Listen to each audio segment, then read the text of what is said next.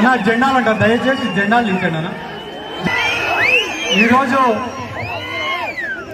నందికొట్కూరులో దారా సుధీర్ గారి నామినేషన్ కార్యక్రమానికి ఇచ్చేసినటువంటి వైఎస్ఆర్ కాంగ్రెస్ పార్టీ నాయకులకు, కార్యకర్తలకు, వైఎస్ జగన్మోహన్ రెడ్డి గారి అభిమానులకు, నందికొట్కూరు నియోజకవర్గ ప్రజలకు, నందికొట్కూరు యువకులకు అందరికీ ముందుగా నా హృదయపూర్వక నమస్కారాలు తెలియజేసుకుంటున్నాను. ఒక బీఫామ్ ఇచ్చి ఒక ఎమ్మెల్యే అభ్యర్థి నామినేషన్ గా ఇంతమంది జనం వస్తే నాయకుడు వైఎస్ జగన్మోహన్ రెడ్డి గారు రాబోతున్నారు. ఆ రోజు నందికొట్కూరుకు వచ్చే జనాన్ని అపోజిషన్ వాళ్ళ ఊహకే వదిలేస్తాను. ఈరోజు నేను మనం ఎన్నికల ప్రచారం మొదలుపెట్టి దాదాపుగా 100 రోజులైంది. కార్యకర్తల సమావేశాలు పెట్టుకున్నాం, బూత్ కమిటీ సమావేశాలు పెట్టుకున్నాం, ఆత్మీయ సమావేశాలు పెట్టుకున్నాం, గడప గడపకు తిరిగినాం, ప్రతి గ్రామంలో మీటింగులు పెట్టినాం, ఎన్నో కార్యక్రమాలు చేసుకుంటూ, అభివృద్ధి కార్యక్రమాలు చేసుకుంటూ తిరుగుతూ ఉన్నాం. ఎన్నికలు ఇంకా చివరి దశకు వచ్చినాయి. ఇంకా కేవలం 20 రోజులు మాత్రమే ఉంది.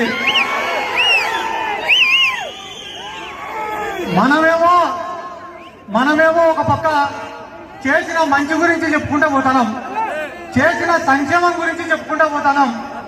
రేపు మేము మళ్ళీ మాకు ఓటేస్తే ఏం మంచి చేస్తామనేది చెప్పుకుంటూ మనం పోతుంటే, తెలుగుదేశం పార్టీ నాయకులు మాత్రం ఊరు ఊరు తిరిగి వైఎస్ జగన్మోహన్ రెడ్డి గారి గురించి విమర్శిస్తారు, వైఎస్ఆర్ కాంగ్రెస్ పార్టీ గురించి విమర్శిస్తారు, మన ఎంపీ అభ్యర్థి పోచా బ్రహ్మానందరెడ్డి గారి గురించి విమర్శిస్తున్నారు, మన ఎమ్మెల్యే అభ్యర్థి దారా సుధీర్ గారి గురించి విమర్శిస్తున్నారు.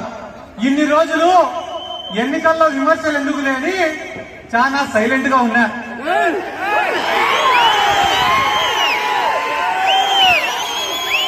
కానీ ఈరోజు నేను మీకు సంక్షేమం గురించి చెప్పను,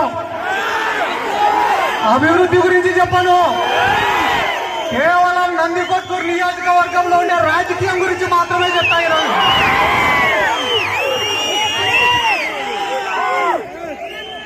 ఒక ఆయన ఊర్లు పట్టుకొని తిరుగుతా, పాపం 20 సంవత్సరాలు గ్యాప్ వచ్చింది ఆయనకి.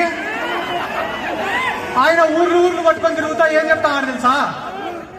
రే వాడు సిద్ధార్థ రెడ్డి గారికి టికెట్ రాలే కదా, సిద్ధార్థ రెడ్డి క్యాండిడేట్ కాదు కదా, కాబట్టి మాకు చేయండి అని అడగా.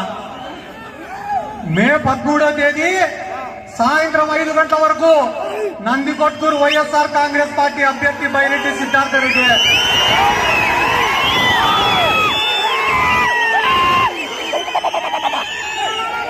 ఈ రోజు దారా సుధీర్ గారిని ఎమ్మెల్యే అభ్యర్థిగా జగన్మోహన్ రెడ్డి గారు పంపించినారంటే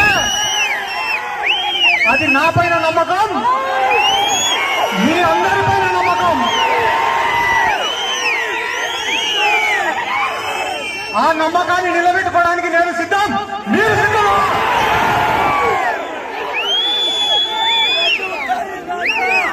ఇంకా ఎన్నికలు దగ్గరకు వచ్చినాయి కాబట్టి కొంతమంది పాపం విమర్శలే పనిగా పెట్టుకున్నారు. అవహేళనగా మాట్లాడడం, ఎటకారంగా మాట్లాడడం, తీసి పారేసినట్టు మాట్లాడటమే పెద్ద రాజకీయం అనుకుంటున్నారు. అట్లా మాట్లాడటం నేను కానీ మొదలు పెడితే మళ్ళా మైకి మందేవానికి బైరెడ్డి రాజశేఖర రెడ్డి గారు తిరుగుతున్నారు, మొత్తం ఊరంతా తిరిగి పోచా బ్రహ్మానంద రెడ్డి దొంగ సీట్ అమ్మినాడు అని చెప్పి చెప్తున్నారు. 2019లో కూడా ఇదే ఆరోపణనే చేసినారు. ఆ రోజు ఆయన 2,50,000 ఓట్ల మెజార్టీతో గెలిచినాడు. అయిపోయింది. బైరెడ్డి రాజశేఖర రెడ్డి గారు పోయి బీజేపీ పార్టీలో చేరినారు. 5 సంవత్సరాలు బీజేపీ పార్టీలోనే ఉన్నాడు. కేంద్ర దర్యాప్తు సంస్థలన్నీ కూడా బీజేపీ చేతుల్లోనే ఉన్నాయి. ఒకవేళ పోచా బ్రహ్మానంద రెడ్డి గారు కానీ దొంగ సీట్ అమ్మింటే బీజేపీ వాళ్లకు కనీసం ఒక అర్జీ అన్న ఇచ్చినారా, ఒక కంప్లైంట్ అన్న పెట్టారా? అంటే కేవలం ఎన్నికలు గుర్తొస్తేనే వీళ్లకు దొంగ సీట్లు గుర్తొస్తాయా? ఒక మనిషిని అంత అవమానపరిస్తే గాని ఓట్లు పడవని అనుకుంటున్నారా? ఒక విషయం గుర్తుపెట్టుకోండి, ఆయన తిట్టడం మొదలు పెట్టాడంటే ప్రపంచంలో ఉండే అందరినీ తిట్టాడు. నరేంద్ర మోడీని తిట్టాడు. ఏమని తిట్టాడు? రే వాడు మోడీనా కేడీనా అని. అయిపోయిన తర్వాత మళ్ళా పోయి బీజేపీ పార్టీలో చేరాడు. చేరి రే భారత పితరా నరేంద్ర మోడీ అంటున్నాడు. కాంగ్రెస్ పార్టీలో చేరినాడు. రే సోనియమ్మ దేవతరా అన్నాడు. ఆ కాంగ్రెస్ పార్టీకి రాజీనామా ఇచ్చిన తర్వాత ఒక గాడిదకి సోనియా గాంధీ బొమ్మ వేపించి చెప్పులతో కొట్టించినాడు మొత్తం ఊరంతా. అయిపోయిన తర్వాత కుప్పం పోయినాడు. కుప్పం పోయి ఆడ చంద్రబాబు నాయుడిని నోటికి ఎంత మాట వస్తే అంత మాట కూడా తిట్టాడు. అంతెందుకన్నా తెలుగుదేశం పార్టీ వాళ్ళు ఈ నంద్యాల పార్లమెంట్ లో 7 మంది ఎమ్మెల్యే అభ్యర్థులుంటే ఆ 7 మంది ఎమ్మెల్యే అభ్యర్థుల్ని కూడా ఆయన ఇడిచిపెట్టలే. ఆళ్లగడ్డలో అఖిలప్రియ గారు ఉన్నారు. ఆమెనేమన్నాడు తెలుసా? చిన్న పాపకు పెద్ద లోన్ వేసినారని అన్నాడు. అయిపోయిన తర్వాత డోన్ నియోజకవర్గానికి వెళ్ళాడు. ఆడ కోట్ల సూర్యప్రకాష్ రెడ్డి గారు ఉన్నారు. ఈడ ఒక ఎద్దుంది, ఆ ఎద్దు పండుకునిది అన్నాడు. అయిపోయిన తర్వాత గౌరు వెంకటరెడ్డి గురించి, గౌరు చరిత గురించి బైరెడ్డి రాజశేఖర రెడ్డి గారు ఏమేం మాటలు మాట్లాడినాడో నేను చెప్పకూడదు. ఈ నందికొట్కూరు నియోజకవర్గ ప్రజలే చెప్పాలా. ఇంకా ఎవరున్నారు? లాస్ట్ శివానంద రెడ్డి ఉన్నాడు. ఎవరైనా కూడా బైరెడ్డి రాజశేఖర రెడ్డి గారి ఫోన్ తీసుకొని దాంట్లో శివానంద రెడ్డి ఫోన్ నెంబర్ కొట్టినారనుకో, పేరు ఏం పడుతుంది తెలుసా? చింగ్ చాంగ్ అని పడుతుంది. అంటే వీళ్ళు తిట్టడం మొదలు పెడితే ఎవరిని ఇడిచిపెట్టారు. వాళ్ళ సొంత పార్టీ వాళ్ళని ఇడిచిపెట్టాలా? ఇంకా మనల్ని విమర్శించకుండా ఉంటారా? దయచేసి ఆలోచన చేయండి అన్న. ఈ నందికొట్కూరు నియోజకవర్గంలో ప్రజలు మాత్రమే పేదవాళ్ళు కాదన్నా. ఈ నియోజకవర్గంలో నాయకులు కూడా చాలా పేదవాళ్ళన్నా. ఒక ర్యాలీ చేయాలన్నా, ఒక ధర్నా చేయాలన్నా, ఒక ప్రోగ్రాం పెట్టాలన్నా 5,000, 10,000, 15,000, 20,000 అప్పు చేసి కార్యక్రమాలు చేసే నాయకులు కొన్ని వందల మంది ఉన్నారన్నా.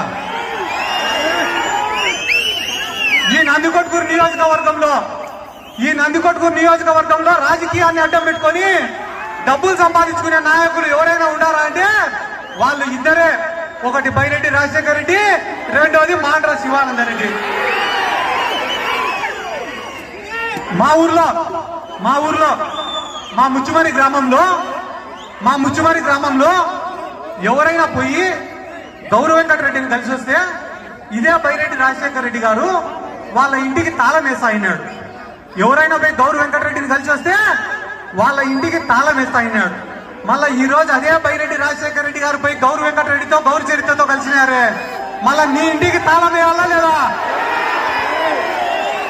అంటే ఈ నియోజకవర్గంలో పేదవాడికి ఒక న్యాయం, డబ్బులునేవాడికి ఒక న్యాయమా? మనంగాన ఈ మాటలన్నీ చెప్పినామనుకో ఏమంటారు తెలుసా? పొద్దున్నే సిద్ధార్థ రెడ్డి గారు వాందే ఉంది లేరా పిల్లనా కొడుకడా.